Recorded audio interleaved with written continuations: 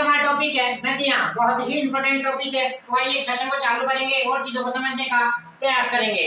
सबसे पहले चर्चा को चालू करेंगे नदियों से। ठीक है, जैसे आपने नदियां सुना, आपके दिमाग में क्या आया? पानी। नदियां क्या करती है? पानी का वाहक करती है, अर्थात पानी को एक स्थान से दूसरे स्थान पर लेके जाती है। पानी का वाहक का कार्य कौन करती है? नदियां करती है। ठीक है, यहाँ तक की बात क्लियर हो गई। नदियों के माध्यम से नदियां आपने देखी होगी बहुत सारी। ठीक है, अब बात करेंगे आगे। देखो नदियां अपन पढ़ेंगे, देखते हैं कब पढ़ते हैं, लेकिन उससे पहले अपन चीजें क्लियर करेंगे। एक बोलते हैं अफवाह, इसको हिंदी में बोलते हैं, इसका अर्थ होता है बहना। अफवाह मतलब क्या होता है? हिंदी में अर्थ होता है बहना, मतलब मूव करना।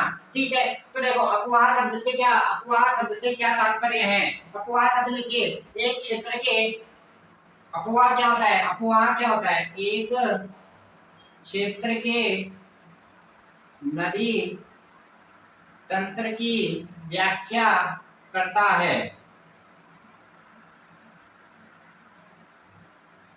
एक क्षेत्र के नदी तंत्र की व्याख्या कौन करता है? अफवाह करता है। अर्थात यह क्या बताता है? व्याख्या करता है। जैसे एक क्षेत्र है, जैसे भारत के, जैसे भारत देखो ये होता है नॉर्थ हो गया, साउथ हो गया, तो हिमालय से जो नदियां आ रही है, तो जो उनका रूट होगा ना, वह कौन, उसको क्या बोलते हैं? अफवाह कहा जाता है। इसका मतलब आप सरल भाषा में समझेंगे, रूट, रास्ता। ठीक है, अफवाह कहलाता है। अब एक इसी से सिमिलर एक शब्द आता है, इसको बोलते हैं अफवाह द्रोणी। क्या बोलते हैं? अफवाह द्रोणी।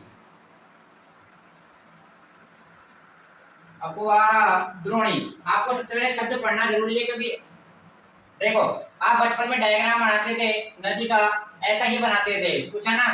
ठीक है, ये नदी है जो मूव कर रही है, किधर से किधर मूव कर रही है, इसका जल का मूव किधर है? इधर से, इधर एरो लग रहा है। ठीक है, ये इधर मूव कर रही है, तो देखो ये होगी नदी। तो ऐसा तो है नहीं पानी इधर से आ रहा होगा, पानी हो सकता है इधर से भी आ रहा हो, पानी इधर से भी आ रहा हो, पानी इधर से भी आ रहा हो, पानी इधर से भी आ रहा हो। ये होता है मुख्य नदी व उसकी सहायक नदी द्वारा, मुख्य नदी व उसकी सहायक नदियों द्वारा अपवाहित क्षेत्र। लिखिए, मुख्य नदी व उसकी सहायक नदी द्वारा, सहायक नदी द्वारा अपवाहित क्षेत्र क्या कहलाता है? द्रोणी कहलाता है। क्या कहलाता है? अफवाह द्रोणी कहलाता है। तो देखो क्या समझा? मुख्य नदी, मुख्य नदी में क्या है? जैसे एक नदी इधर से भी आ रही है, मुख्य नदी में मिल गई, इधर से आ रही है, ये मुख्य नदी में मिल गई, ये मुख्य नदी में मिल गई, तो ये पूरा सिस्टम बन गया, एक तंत्र बन गया। ये सारी बाद में एक सागर में जाके गिर जाती है सारी। इसी को क्या कहा जाता है? लिखिए, इसी को अफवाह तंत्र कहा जाता है। क्या कहा जाता है? अफवाह तंत्र कहा जाता है। नोट डाल के लिखिए, नोट डाल के लिखिए, विश्व की सबसे बड़ी अफवाह द्रोणी कौन सी है? विश्व की सबसे बड़ी अफवाह द्रोणी किस नदी की है? वह है अमेज़न नदी की। कौन सी नदी की है? अमेज़न नदी की। बहुत बार सवाल पूछा जाता है, विश्व की सबसे बड़ी अफवाह द्रोणी किस नदी की है? अच्छा, अर्थात क्या है? अफवाह द्रोणी मतलब मुख्य नदी व उसकी नदी द्वारा वाहित क्षेत्र। ठीक है, यहाँ तक की बात क्लियर हो चुकी है। इसकी एक और परिभाषा हम पढ़ते हैं, एक नदी तंत्र द्वारा, एक नदी तंत्र द्वारा जिस क्षेत्र का जल प्रवाहित होता है। तो देखो एक नदी तंत्र द्वारा, ये पूरा तंत्र है, एक नदी तंत्र द्वारा जिस क्षेत्र का, ये क्या कर रही है? जल को क्या कर रही है? प्रवाहित तो कर रही है। जिस क्षेत्र का जल प्रवाहित होता है, क्या कहलाती है? अफवाह द्रोणी कहलाते हैं। क्या कहलाते हैं? अफवाह द्रोणी कहलाते हैं। तो दो वर्ड्स आपने सीखे, एक तो अफवाह, एक अफवाह द्रोणी। तीसरा यहाँ से अपन शब्द सीखेंगे जल विभाजक। जल विभाजक। तो देखो दो अफवाह द्रोणियों को अलग करने का कार्य कौन करता है? जल विभाजक करता है। कौन करता है? जल विभाजक करता है। तो यहाँ से आपको तीन शब्द सीखने हैं, तो अफवाह, अफवाह द्रोणी और जल विभाजक। सबसे पहले आपको यह बेस आपका क्लियर होगा, तो आपको आगे का टॉपिक अच्छी तरह समझ में आएगा। ठीक है, चित्र के माध्यम से जल विभाजक को देख पा रहे हैं, जो दो अफवाह द्रोणियों को अलग करता है। ठीक है, अब बात करते हैं अपन आगे। आइए, एक आप ध्यान रखना, विश्व की सबसे बड़ी अफवाह द्रोणी किस नदी की है? अमेज़न नदी की है। किसकी है? अमेज़न नदी की है। यहाँ तक की बातें क्लियर हो गई। एक नदी तंत्र द्वारा अपनी सहायक नदियों द्वारा उस क्षेत्र के जल को प्रवाहित करना क्या कहलाता है? अफवाह द्रोणी कहलाता है। और अफवाह मतलब बहना, एक क्षेत्र के नदी तंत्र की जो व्याख्या करता है, एक क्षेत्र के जो नदी तंत्र की व्याख्या करता है, अफवाह कहलाता है। और जो जब नदी द्वारा जल को एक स्थान से दूसरे स्थान पर लेके जाया जाता है वह अपवाह द्रोणी कहलाता है। विश्व की सबसे बड़ी अपवाह द्रोणी अमेज़न नदी की है और जल विभाजक आप समझ चुके हैं, दो अपवाह द्रोणियों को अलग करने का कार्य जल विभाजक करता है। अब बात करते हैं आगे, आइए। अपवाह तंत्र के आधार पे नदियों को दो भागों में बांटा गया है भारत में, अपवाह तंत्र के आधार पे। ठीक है, अपवाह तंत्र में देखिए सबसे पहले आप यहाँ पे अपवाह तंत्र, अपवाह तंत्र को मैं आपको समझा चुका हूं। इसमें भी आप देखिए जल विभाजन के आधार पे अपन दो प्रकार की नदियों को बांट देंगे। कौन कौन सी होगी देखते हैं। पहली हो गया, दूसरा ये हो गया। पहला पार्ट, पहला लिखिए आप अरब सागर अपवाह तंत्र और दूसरा लिखिए बंगाल की खाड़ी अपवाह तंत्र। ये हो गया। देखो अपवाह तंत्र को अपन ने डिवाइडेशन करा किसके आधार पे, जल विभाजन के आधार पे। कितने भागों में बांटा गया है, दो भागों में बांटा गया है भारत की नदियों को। कौन कौन सा, एक तो अरब सागर अपवाह तंत्र में बोला जाता है और बंगाल की खाड़ी अपवाह तंत्र बोला जाता है। वे नदियां जो बंगाल की खाड़ी में आके गिरती है, वे नदियां जो बंगाल की खाड़ी में आके गिरती है, बंगाल की खाड़ी अपवाह तंत्र का निर्माण करती है। और वे नदियां जो अरब सागर में जाके गिरती है, अरब सागर अपवाह तंत्र का निर्माण करती है। भारत की जितनी भी नदियां है ना, उनमें से 77% कितनी, 77% कहाँ जाती है, बंगाल की खाड़ी में जाती है। और बचा कुछ कितना है हमारे यहाँ पे 23% कहाँ जाती है, अरब सागर में जाती है। क्या जाती है, अरब सागर में जाती है। ये हो गया अपवाह तंत्र। जल विभाजन के आधार पे दो भागों में बांटा गया है, अरब सागर अपवाह तंत्र और बंगाल की खाड़ी। आप कैसे याद रखेंगे, वे नदियां जो अरब सागर में गिरती है वह कितनी है, 23% है। वे नदियां जो बंगाल की खाड़ी में गिरती है वह कितनी है, 77% है। अब बात करते हैं भारत की नदियों को दो भागों में बांटा गया है। देखो कौन कौन सी, पहली आती है हिमालय की नदियां, हिमालय की नदियां, ये इनका उद्गम स्रोत कहाँ है, हिमालय है। और दूसरा कौन से आता है, प्रायद्वीपीय नदियां, प्रायद्वीपीय नदियां, इनका उद्गम स्थल क्या है, पश्चिमी घाट है। क्या है, पश्चिमी घाट है। इन दोनों के बारे में हम पढ़ेंगे, हिमालय की नदियां और प्रायद्वीपीय नदियां।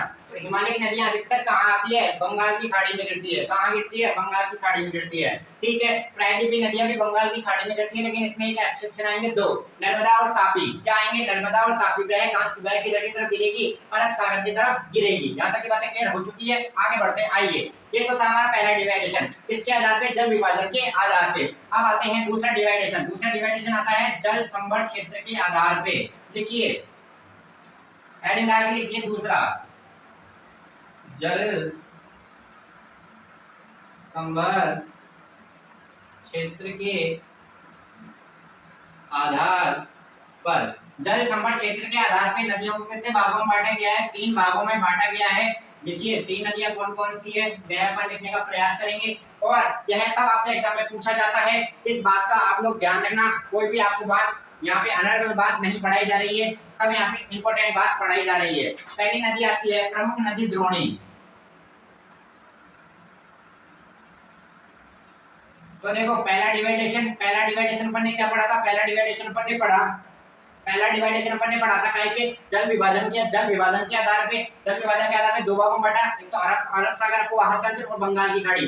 वे नदियां जो अरब सागर अपवाह तंत्र हो गया, बंगाल की खाड़ी गिरती है वो बंगाल की खाड़ी अपवाह तंत्र हो गया। तो 77% बंगाल की खाड़ी में, 23% हमारे यहाँ पे अरब सागर में। अब बात करते हैं जल संभर क्षेत्र के आधार पर, अर्थात क्या है, जल क्षमता के आधार पे, किस नदी की क्षमता कितनी है उसके आधार पे नदियों को 3 भागों में बांटा गया है। एक तो प्रमुख नदी द्रोणी, और लिखिए मध्य नदी द्रोणी, और तीसरा आता है हमारा लघु नदी द्रोणी। ये हो गए हमारी 3 प्रकार की नदियां, प्रमुख नदी द्रोणी, मध्य नदी द्रोणी और लघु नदी द्रोणी। यहाँ तक के पॉइंट क्लियर हो चुके हैं, जल्दी बताइए, यहाँ तक के पॉइंट क्लियर हो चुके हैं। अब बात करते हैं आगे, आइए। लघु नदी द्रोणी बता दिया मैंने आपको, इनकी क्षमता के, जल क्षमता के आधार पर इनको बांटा गया है। तो लिखिए प्रमुख नदी द्रोणी की लंबाई कितनी होती है, देखो 20,000 किलोमीटर से अधिक लंबाई की नदियों को क्या कहा गया, प्रमुख नदी द्रोणी में बांटा गया है। 20,000 किलोमीटर से अधिक लंबाई की नदियों को प्रमुख नदी द्रोणी में कहा गया है। देखिए एग्जांपल, गंगा एग्जांपल हो गया इसका, गंगा, ब्रह्मपुत्र, गंगा और ब्रह्मपुत्र नदी इसके एग्जाम्पल है। इस बात का आप लोग ध्यान रखेंगे। ऐसे तो इसका एग्जाम्पल नर्मदा भी है और तापी भी है। देखिए नर्मदा और तापी, तो डायरेक्ट आपसे देखो यहाँ से क्या पूछ सकता है, प्रमुख नदी द्रोणी की लंबाई आपसे पूछ सकता है। तो पहली बात आपको क्या करनी चाहिए, 20,000 किलोमीटर से अधिक होता है ये। नंबर 2 एग्जाम्पल आपसे पूछ सकता है, गंगा किस नदी का उदाहरण है, प्रमुख नदी द्रोणी का एग्जाम्पल है। ब्रह्मपुत्र किसका उदाहरण है, प्रमुख नदी द्रोणी का, नर्मदा। ठीक है, अब बात करते हैं मध्य नदी द्रोणी। मध्य नदी द्रोणी की लंबाई होती है 2000 से लेकर 20,000 किलोमीटर तक। 2000 से लेकर 20,000 किलोमीटर तक यह होती है मध्य नदी द्रोणी की लंबाई। मध्य नदी द्रोणी की लंबाई देखिए, इसके एग्जाम्पल लिखिए कालिंदी, और इसके एग्जाम्पल सारे इंपॉर्टेंट पूछे जाते हैं, पेरियार और लिखिए मेघना। कालिंदी, पेरियार और मेघना। ठीक है, अब बात करते हैं लघु नदी द्रोणी। जितनी भी सारी छोटी नदियां हैं जिनकी लंबाई क्या है 2000 किलोमीटर से कम है, उन्हीं को क्या कहा गया, लघु नदी द्रोणी कहा गया है। तो देखो 3 डिवाइडेशन अपन ने पढ़े, तीनों डिवाइडेशन आप समझ में आ चुका होगा। जल संकट क्षेत्र के आधार पे प्रमुख नदी द्रोणी 20,000 किलोमीटर से अधिक होती है, जिनकी लंबाई है उन्हें प्रमुख नदी द्रोणी कहा जाता है। गंगा, ब्रह्मपुत्र, नर्मदा और तापी इसके एग्जांपल है। मध्य नदी द्रोणी 2000 से लेकर 20,000 इसका एरिया होता है। ठीक है, कालिंदी, पेरियार, मेघना तीनों वेरी वेरी एग्जांपल है। और लघु नदी द्रोणी लंबाई याद रखना 2000 किलोमीटर से कम। यहां तक की बातें क्लियर हो चुकी है, जल्दी बताइए, यहां तक की बातें क्लियर हो चुकी है। अब बढ़ते हैं अपन आगे, आइए देखो जल संकट क्षेत्र हो गया, यहाँ तक की बातें हमारी क्लियर हो चुकी है। पहला विभाजन अपन ने पढ़ा, दूसरा विभाजन। अब बात करते हैं, भारत की नदियों को 2 भागों में बांटा गया है। भारत की नदियों को 2 भागों में बांटा गया है। और ठीक है, कौन कौन सी है, मैंने आपको भी बताया था, हिमालय की नदियां। कौन सी है, हिमालय की नदियां। और ये कौन सी है, प्रायद्वीपीय नदियां। कौन सी है, प्रायद्वीपीय नदियां। ठीक है, तो हिमालय की नदियां का उद्गम स्थल हिमालय है, प्रायद्वीपीय नदी का उद्गम स्थल पश्चिमी घाट है। तो आज का टॉपिक अपन यहीं समाप्त करते हैं। तो अपन ने आज क्या क्या पढ़ा, सबसे पहले अपन ने अपवाह के बारे में पढ़ा, फिर अपन ने अपवाह द्रोणी के बारे में पढ़ा, फिर अपन ने जल विभाजक का पढ़ा। विश्व की सबसे बड़ी अपवाह द्रोणी अमेज़न नदी की है, फिर हमने आपको यह बताया। फिर हमारा चौथा टॉपिक आया, अपन ने नदियों को बांटा, डिवाइडेशन करा अपवाह तंत्र के आधार पे। अपवाह तंत्र में भी अपन ने जल विभाजन के आधार पे 2 प्रकार की भारत की नदियों बांटा, कौन कौन सी है अपवाह तंत्र में, अरब सागर अपवाह तंत्र, बंगाल की खाड़ी अपवाह तंत्र। फिर अपन ने जल संभर क्षेत्र के आधार पे नदियों को 3 प्रकार में बांटा, मुख्य नदी द्रोणी, मध्य नदी द्रोणी और लघु नदी द्रोणी। 3 हो गई है। फिर अपन पढ़ेंगे भारत की नदी को 2 भागों में, जो मेन डिवाइडेशन है इनका, हिमालय उद्गम स्रोतों के आधार पे, उद्गम स्रोतों के आधार पे भारत की नदियों को 2 भागों में फिर बांटा गया है। इनका बेस क्या रहेगा, उद्गम स्रोतों के आधार पे। उद्गम स्रोतों के आधार पे भारत की नदी को 2 भागों में बांटा गया है, एक तो हिमालय की नदियां और प्रायद्वीपीय नदियां। यह कल अपन पढ़ेंगे। ऐसे ही आप चैनल को प्यार देते रहिए, अधिक से अधिक इसको शेयर करें, अधिक से अधिक इसको लाइक करें, कमेंट करें। थैंक यू, धन्यवाद।